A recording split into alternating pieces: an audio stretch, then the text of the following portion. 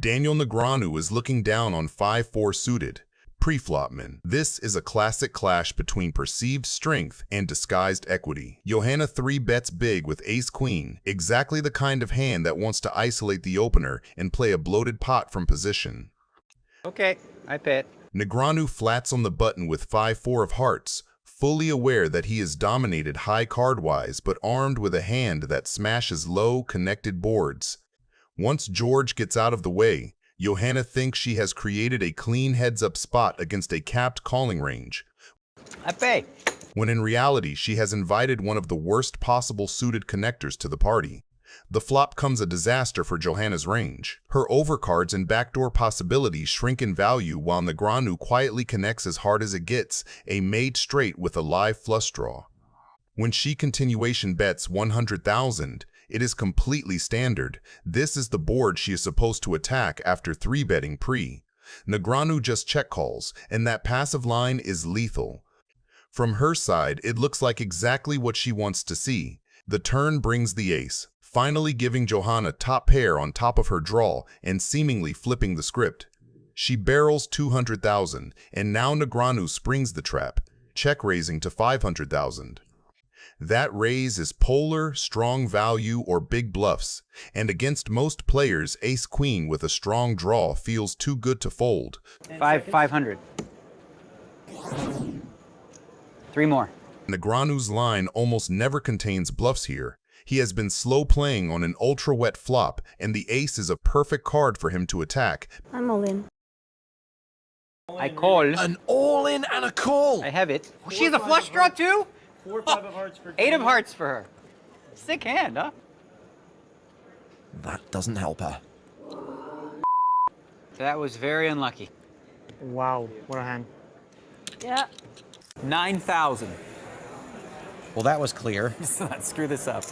Pre-flop. This is Negreanu doing what Negreanu does. He looks down at pocket eights and does not overcomplicate it. He raises to 9,000, the classic, let's thin the field and play a pot in position or heads up. Dimjan on the button chooses the flat.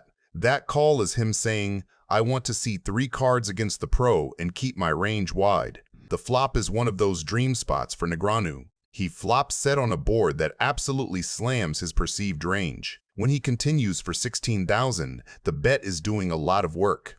It looks like a standard continuation bet with ace-king, king-queen, or even pure spade draws, so it keeps Jacobson's floats and Dimjan's entire Broadway region interested. This is where Negreanu turns the screws. He fires 45,000 into a pot that has already grown large, and that sizing is intentional. It says, I still like my story, and if you were floating me with 1 pair or a draw, the price just went up.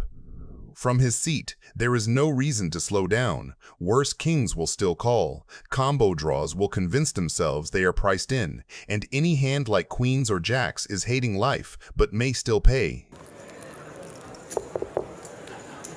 Ace jack. Oh, sure, ain't nothing. I have 3 8s. I want you to go, ugh.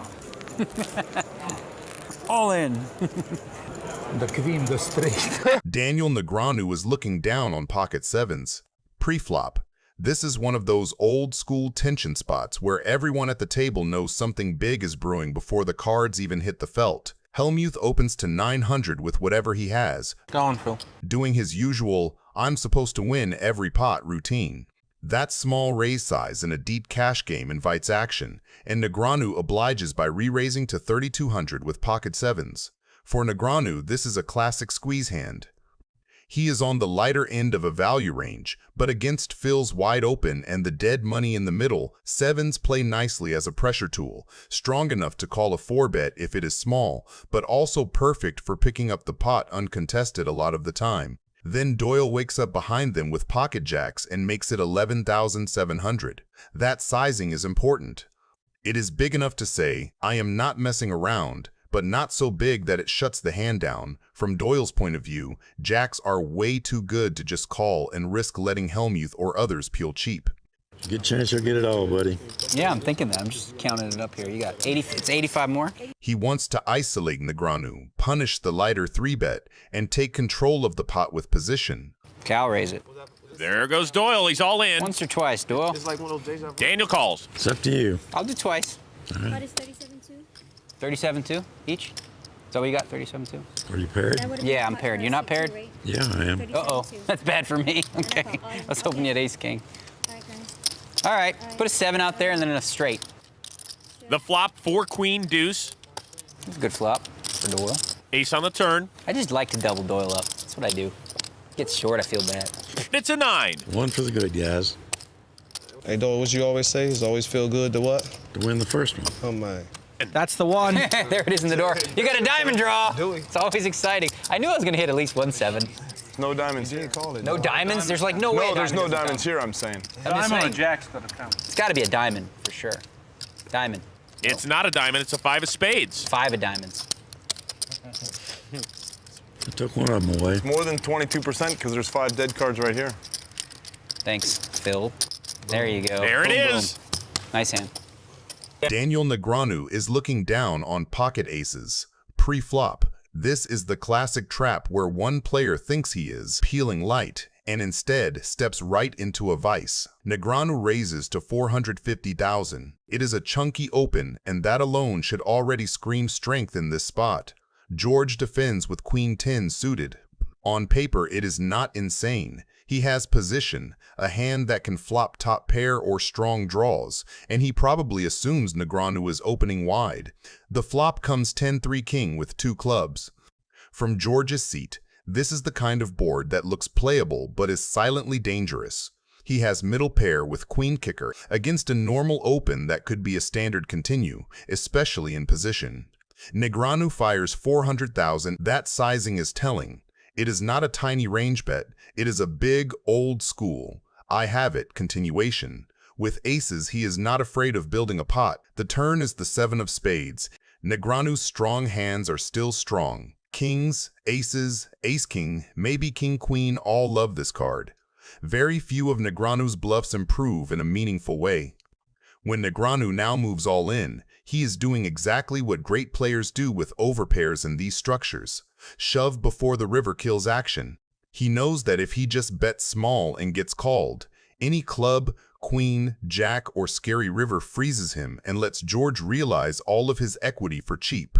By jamming turn into a pot that is already inflated, he puts tremendous pressure on all the middling hands that called flop. He folds. I had you beat. Good cards. I'm happy with my fold. Yeah. It was hard though. The pot was good. I'm like, I'll take it, but if you call, you call. You have to get there. Did you have it pre-flop or you hit the king? I had both. I had what you're supposed to have there. A pair of aces I had. Aces were good, right? Now let's see how Negreanu pushes his luck to the limit on the very next hand. All in. Call. All in? Huh? Call. Oh, we got one.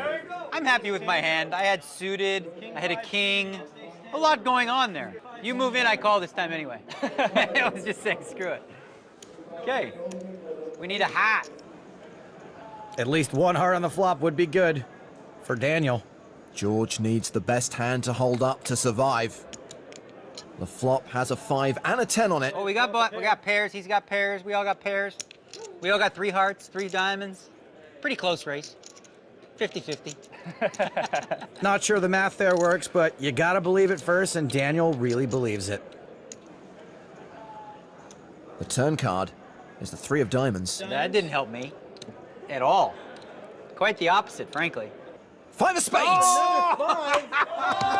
Daniel wins! That was lucky. I just wanted clear that I clearly outplayed you in our all-in pots. Obviously. Kid Poker is in the final. All right. Sorry, bro. That was ugly. The one time that you called a 3-bet of mine out of position, you won the hand. Maybe just keep doing that. Just try it out. You never know. How about who's 3-bet the most hands? I'll bet that. I think he might have. No, I think it's you. Really? Who was I 3-betting? Joe. Oh, that's just you. Yeah, I forgot about that. Yeah. Maybe it was me. Jones opens to 1600 from early position with a tight linear range, big aces, broadways, and medium-high pairs. Negreanu flats with king of hearts and queen of diamonds. Calling keeps dominated queens in play.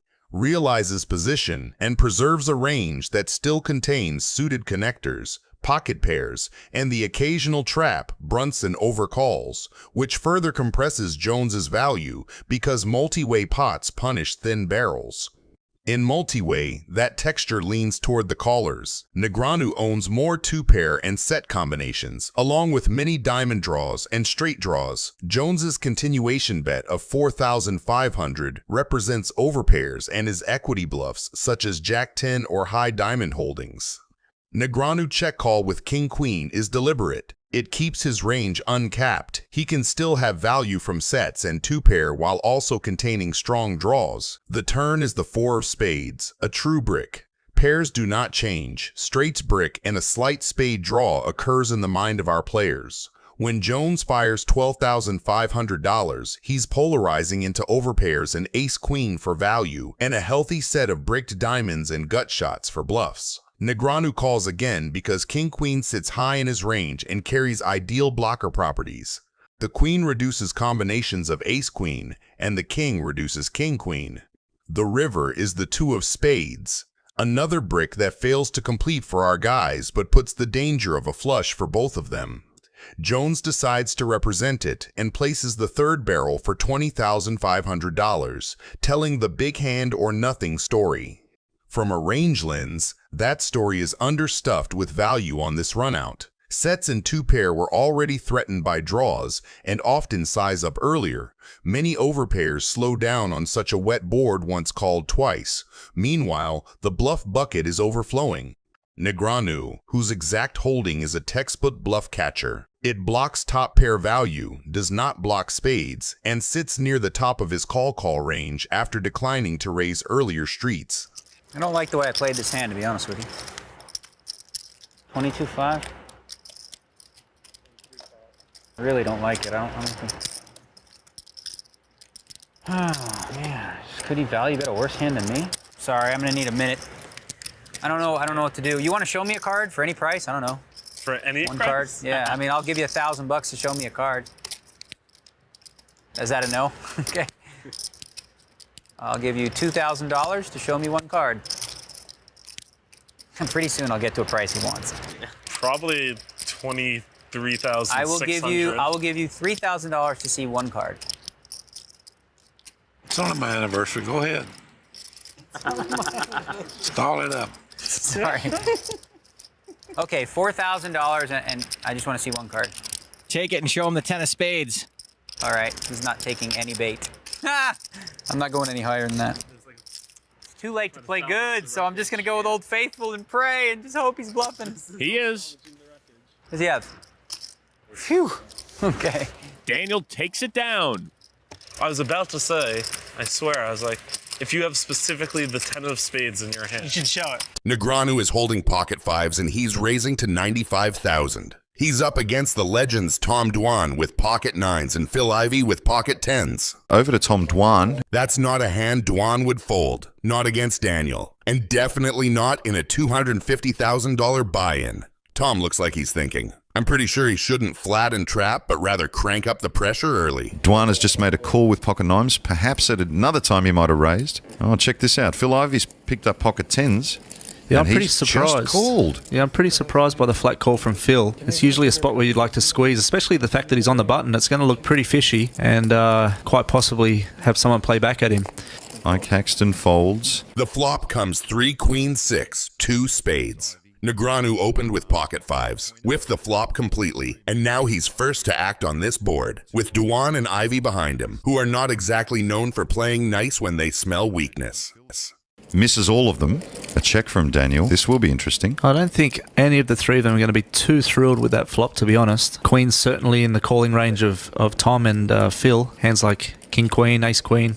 I expect Phil will just check this back as well. Phil does. We'll see a turn.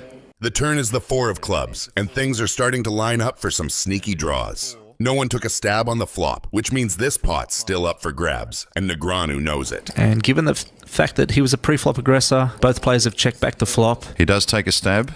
Dwan isn't just thinking about his cards. He's scanning Daniel and Phil like he's picking up frequencies. These guys are playing poker on a different level. Every glance, every pause, every chip toss. There's a language here only the elite understand, and Dwan is fluent. I think Tom is more than happy to peel one here with nines. He's got to assume that Daniel's going to bet a queen on the flop there. Now, he's got his eye on both Daniel and Phil, looking across the table to both players, and he smooth calls here. So round to Phil Ivey, and this is a tough spot. Even though he does have the best hand, it's probably correct to fold. Yeah, well, Phil Ivey kind of stuck there. Tom Dwan now eyes only on Daniel Negreanu, and the river's a two of hearts.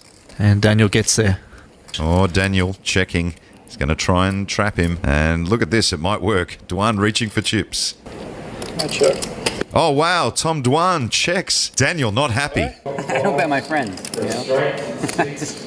I don't bet my friends. Wow, Dwan's really relieved. Daniel Negreanu is looking down at 10-7 offsuit, but Seaver has raised to $1,300 with pocket fives, and Hashem has called with Jack 10 suited. Uh-oh, this is Daniel's favorite hand, and it's actually gotten him into trouble in the big game before. Re-raises on the button to 5,200. He knows Seaver's range is wide and Hashem's flat is vulnerable. Even though it's his favorite hand, he's trying to play the players, not the cards. This raise is about letting them know that he's going to give them a hard time this hand if they decide to play along. Scott Seaver is really hoping Daniel has an overpair so that he has the right implied odds to make this call. Hashem folded, so heads up to the flop. King, deuce, queen. Seaver checks the best hand. Negreanu knows Seaver could easily have king-queen here after raising and then calling Daniel's re-raise pre-flop. But why would he check? Daniel smells weakness, and that's usually when he gets curious. He reps, betting 6,200. Looks like Scott's gonna peel. He calls. Hashem wants his cards back.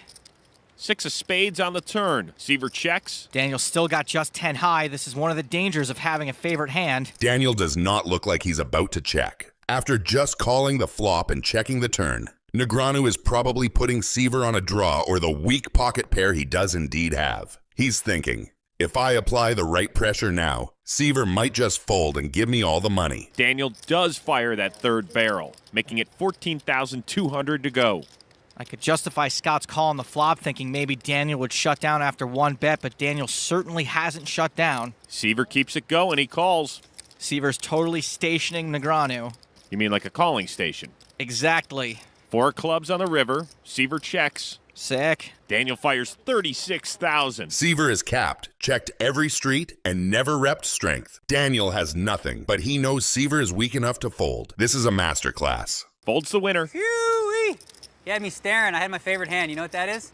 10-7? 7 of diamonds and 10 of clubs specifically. Can't believe I got away with a bluff. Negreanu is looking down on pocket deuces. Luca opens to 30K with pocket nines, a bread and butter early raise that covers a wide band of low and middling boards and pressures the offsuit broadways behind him. The hand wants callers who show up with overcards and then miss. It also doesn't mind playing smaller pots where it can value bet cleanly across safe runouts. Negreanu flat calls with pocket deuces. Small pairs love this configuration. He has position to control price. Stacks are deep enough to realize implied odds, and keeping it single raise preserves all the set and wheel runouts that print against one pair. Turning deuces into a 3-bet would just funnel Luca into strong overpairs and invite a 4-bet.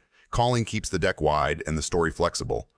The flop comes low and connected, exactly the texture where the caller can credibly have all the sets and the occasional 4-2 or 6-5. Luca makes the routine range C-bet for 28K.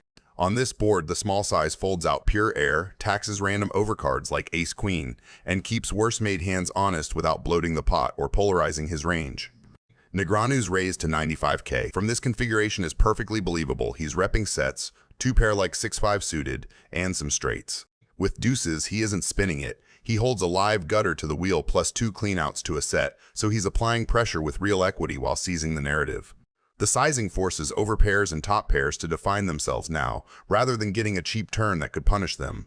Luca's call protects his overpairs and some slow plays, but it also hands tempo to Negreanu and nudges Luca toward a bluff catch posture on a lot of turns. He's inviting Negreanu to keep telling the story and hoping to catch him on a bad card.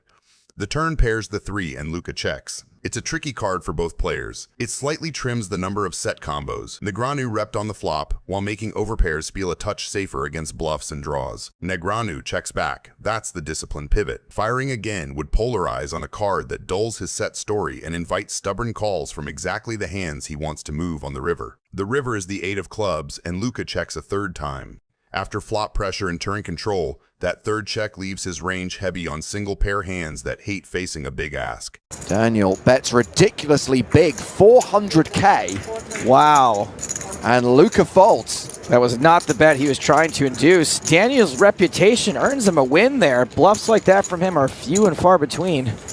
Daniel Negreanu is looking down on ace-9 offsuit. Negreanu clocks the dynamic immediately. Wiggins is the table's loose cannon, splashing around, loving post-flop control, and hating big, uncomfortable decisions. Negreanu's plan is simple. Lean on that psychology and the betting patterns it produces. Pre-flop, Negreanu opens to $1,600 with ace-9 offsuit, a hand that prints against wide callers and keeps his range uncapped. Lack and Tony G both flat, inviting the very scenario Negreanu wants. A multi-way pot where discipline and range construction matter more than raw cards. Wiggins completes from the big blind with king-queen, already signaling he'd rather see streets than narrow ranges. Tony G checks. I'm gonna bet 5,000. Wiggins does what loose cannons do, fires $5,000 to protect and find out where he is. Negreanu only calls. That flat does three things at once. It keeps Lack in a dominated, second-best world. If he sticks around, it conceals bluffs and value under the same hood, and it sets a trap for the sizing tells Wiggins tends to give on later streets. Lack gets out of the way, and we go heads up. The turn is the 5 of clubs. I respect you as equal as I respect Doyle, man. But you're not slacking up on me at all. You really gonna make sure that, you know what I'm saying, you making sure I wear my stripes on this table. That's right. Yeah, you know what I mean? A total brick for the main draws. Watch the bet sizing. Wiggins downgrades to a $2,500 blocker. That's the cap Negreanu was waiting for. Into 17,400. A tiny stab screams one pair pot control, not a hand eager to face heat. Negreanu raises to $12,500. You beat me in the pot right there. So he's leveraging position, fold equity, and his ace blocker. He makes it harder for the loose cannon to have the very hands that could comfortably 3-bet. The call, not a re-raise, confirms the cap. The river pairs the jack with the jack of hearts, killing some 2-pair combos and leaving most draws bricked. Wiggins checks, and Negreanu goes for the throat with $35,000. Oh, man, you really try to pull the trigger there, didn't you, man? Caught the jack, didn't you? Caught the jack. You had it the whole time, didn't you? No comment. Too late, you already nodded your head yes. I Say fold. what? I fold. You nodded your head yes, real quick. Or what? Too fast for me. Daniel Negreanu is looking down at king-queen offsuit. Pre-flop begins with the kind of loose, splashy action that often precedes a major cooler in these big poker cash games. Roble, playing his usual aggressive game, opens the pot to 1,400 with queen-jack offsuit. It is a standard open, but the table texture is sticky. Viffer decides to flat call with ace-7 suited. This is the first domino to fall. By flatting rather than folding or 3-betting, he invites others to join. Sura, sitting on pocket 3s, makes the correct set mining call, looking to crack someone's big hand. Finally, Negreanu, getting a great price and closing the action, decides to complete. Played 7 hands in a row, had to let one go. We now have a 4-way almost family pot scenario that drastically reduces the value of 1-pair hands and skyrockets the value of sets in big draws. The flop lands with 2 clubs. It is the perfect action flop. Negreanu flops top pair with a strong kicker, a hand that feels good but is treacherous in a 4-way pot. Sura flops the effective nuts with bottom set, and Viffer flops the nut flush draw. The action checks to Viffer, who attacks the pot with a bet of 3,000. This is a standard semi-bluff, trying to buy the pot or build it for his draw. However, Sura is not interested in slow playing. He knows the board is wet and dangerous, so he wakes up with a massive raise to 16,000. He wants to charge the flush, draws the maximum price immediately. This is where the hand goes off the rails for Negreanu. Facing a bet and a large raise in a multi-way pot, top pair is almost never good. The raiser usually has a set or 2 pair, and the initial bettor often has a strong draw. Yet, Negreanu makes a critical error. Perhaps relying on his ability to outplay opponents post-flop, or perhaps disbelieving Sura's strength, Negreanu makes the cold call of 16,000. Then the chaos factor kicks in. Viffer, seeing the massive amount of free money in the middle, decides to flip the coin. He shoves all in for 43,200. What? What do we got? Huh? What do we got? Oh, I have something. Just top pair. Your most likely hand here is 3 6s. Yeah. 3 6s. The king high flush draw. Who has that? That's you, right? You do, if you have kings and a flush draw, you're in. Actually, I think he's... And you got 3 6s based on your pause time. So I guess since I can't be 3 6s, Daniel hasn't put anyone on anything that should make him want to call. huh? Weird. Daniel folds. I have the flush draw. Yeah, I know I that. hope you have Threes. You have 3 threes? Good luck. Good luck. Let's see what we got, gentlemen. I have the ace-7 clubs. They're going to run it once. Fiffer's going to need to hit a club or a running 4-5 for a straight, or he will be felted. And if Bobby can win this hand, he'll be back in the positive. To the turn. 6 of diamonds, full boat for Bobby Sura. It's over. Full house. I can't win. Gentlemen, I get to go home. I should have left with Tony G. Loose cannon. See you, Viv. Viffer. Always a pleasure. Always a pleasure, man. But you, my man, I got to shake your hand. For real? Appreciate it. You done outplayed us all. Good for you. Appreciate it, man. Take it easy, guys. Later, Viv. Classy exit. Daniel Negreanu is holding ace-10 suited. Pre-flop is all ego and leverage. Tony G opens small Houston flats, and Negreanu snaps on the squeeze to 7K. Well, if at first you don't succeed, You must. you make it 7,000. Perfect against 2 wide ranges. Tony G knows Houston's call is weak money and fires back to 24K with pocket 8s, classic isolation, and dare 4-bet. Negreanu takes the button, keeps Tony's bluffs in, and controls the pot. That flat says, I'll outplay you post-flop, keep the range wide. Flop comes rainbow, Negreanu's dream in a 4-bet pot, top pair, ace kicker, clean texture. I'm all in. Tony shoves. Who cares? I guess you got, what, you have kings now? I'm committed again. No, I know you are. Okay, you can show me one if you want. Even if you gave me $1 million, I wouldn't show you. $1 million?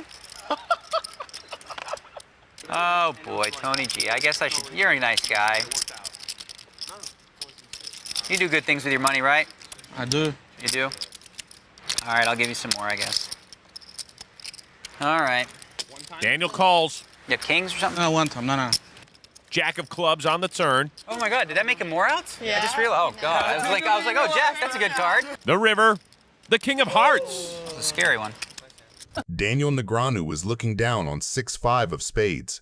He opens the suited connector because that's Negreanu's playground hand, cheap, connected, and live. Williams flatting the suited wheel ace is already a headache for anyone who c-bets too often. In position, deep, and with the ace of spades, he's got you in a leash if the board gets wet. Flop comes disaster for most ranges, but both players hit the spade. Negreanu has the baby flush and does the thing he always does in these textures. Small c-bet to fold out air, tax the lone spade hands, and keep the initiative. From his chair, that bet looks profitable against a ton of single spade peels and random overcards that hate life. Williams just calls with the nut spade like he's ordering room service. Why raise when the guy with the microphone wants to keep talking? Let him. Turn is a brick that freezes almost nobody. Negreanu barrels bigger. That sizing is classic. I can still be the boss. Telling the table he can easily have the ace or king of spades, and that worse flushes should pay to see the river. Williams still doesn't accelerate. Flat again. That second call is a quiet message. Nothing you're repping scares me, and I'm not done letting you put money in for me. To Negreanu's eyes, that's a card that changes nothing. He is either the sole flush or Williams has him beat. For that reason, he slows down and bets only 6,000. Williams is not happy with and raises to 36,000, trying to juice his nut flush to the max. Much more? 30,000 more. Daniel calls and sees the terrible news. Welcome to my world. I had a flush too. We could have got it all in on the flop. Jesus. Daniel Negreanu looks down to King 10 offsuit, a hand with decent equity in a 4-way pot. Against him is Elizabeth Houston, who opens to a queen-jack offsuit. Let's see who will the poker gods bless this time. See that? Cheap flop. Reynolds folds. Also makes it easier to call this 3-bet from Tony G. He raises to 2,000. Queen jack for the cannon. She calls out of position. So does Daniel. And like that, Williams built himself his own little pot odds. He calls 2. 4-person party to the flop. The flop comes 8 queen jack rainbow, which is perfect for Houston. She is looking at top 2 pair with no danger of a flush and only a potential straight or a pocket pair being in her way. Her odds look great, but I think she should have bet harder before Negreanu had a chance to see more of the community cards. I fold. Thank you, William. With the bet sizing being insufficient, even Tony G with his mid pair of jacks that have 2% equity will make the call. The turn delivers the 4 of spades. Looking at the board Things texture couldn't of have been this better channel, for Houston. We are facing some Pocket aggression. 4s would have probably If you like folded, these videos, same as the drop pocket a comment 6s to from balance the earlier. range. But she is still Tell afraid them of you the are here flush for and the straight poker, draw. not the drama. That's why she fires a And do bet not for a forget to bit over half subscribe the pot, so you which I never miss think a will be value yet spot. again not enough Now, to get let's get Negreanu back off to his the hand. action. Daniel's checking out her stack, knowing she probably has something strong enough to lose it all if he does make the nuts. Negreanu casually calls her $15,000 bet as predicted. But at least Tony G and his adventuristic jacks are gone. Now let's see what the turn will bring for Negreanu. And it is the ace. What a cooler this will be at the end. That's Daniel's gin card, and this could get ugly for the cannon. I expect her to bet here. Now she checks. Somehow she knew to slow down. Daniel's got the nuts. Let's see how much he thinks she'll pay off. 50. If Elizabeth has watched the show at all, she would know Daniel doesn't bluff raise the river very often. No one does. If Elizabeth makes this call, she'll have less than 30,000 remaining in her stack. Call. Ouch. She sees it. Damn it. Daniel Negreanu is looking down on Jack 9 suited. He opens to $3,000 on the button. A classic small ball steal that also invites dominated jacks and queens to continue. Doyle Brunson flat calls in the small blind with Queen Jack suited. A smooth defend that keeps Negreanu's range wide and retains post-flop maneuverability. Well, that's a lot of money out there, baby. A lot of money out there. Go and get you some. Troy Wiggins completes in the big blind with pocket 4s for set value, and the stage is set. Brunson, holding top pair with a strong kicker, declines to bet into 2 players on a coordinated texture because checking keeps Negreanu's bluffs alive and avoids building a pot where he could be outkicked or check raised by club draws. The paired board reduces semi-bluffs, and Doyle seizes the lead for $8,000. From his seat, Negreanu's flop check capped him toward medium strength and draws, so Doyle's stab is designed to extract from worse jacks and to tax the clubs and queen-10 type gutters. Negreanu calls rather than raise. The flat keeps the pot manageable against a range that still contains ace-jack or king-jack, keeps Doyle's bluffs and thin value hands firing, and leverages position to make the final decision with maximum information. This river is a sneaky upgrade for Negreanu to 2 pair, while a large chunk of Doyle's range remains 1 pair of jacks. Doyle checks, signaling showdown mode rather than a polarized line. Negreanu now turns the knobs. His hand cleanly targets Queen Jack and King Jack, while very rarely running into a slow-played full house on this sequence. Biggest hand I've had. Quick call. Got Jack 9. Tough river card for the legend. Doyle Brunson running very salty tonight.